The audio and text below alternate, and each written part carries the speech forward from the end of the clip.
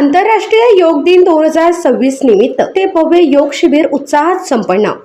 Bharatiya Janata party मंडळ संग्रामपूर यांच्या वतीने 21 जून आंतरराष्ट्रीय योग दिनानिमित्त सहकार विद्या मंदिर वरवड बकाल येथे भव्य योग शिबिराचे आयोजन करण्यात आले। या शिबिराला जळगाव जामोद मतदारसंघाचे लोकप्रिय आमदार डॉक्टर संजय कुटे यांची प्रमुख उपस्थिती लाभली। सुदृढ शरीर आणि निरोगी मन हा समृद्ध भारताचा पाया या संदेशाला अनुसरून आयोजित करण्यात आलेल्या या कार्यक्रमात भाजपचे बूथ प्रमुख, शक्ती केंद्र प्रमुख, विविध आघाड्यांचे पदाधिकारी, कार्यकर्ते आणि योग प्रेमींनी मोठ्या संख्येने सहभाग नोंदवला।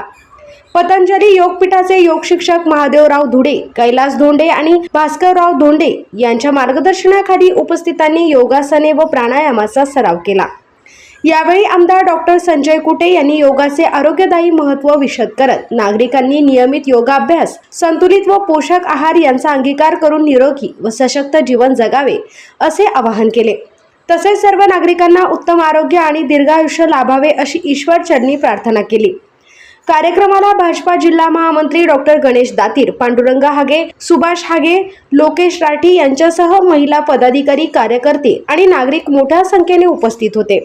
कार्यक्रमाच्या यशस्वी आयोजनासाठी सहकार विद्या मंदिर प्रशासन, योग शिक्षक आणि उपस्थित सर्व नागरिकांचे भाजपा जिल्हा महामंत्री डॉक्टर गणेश दातीर यांनी आभार मानले।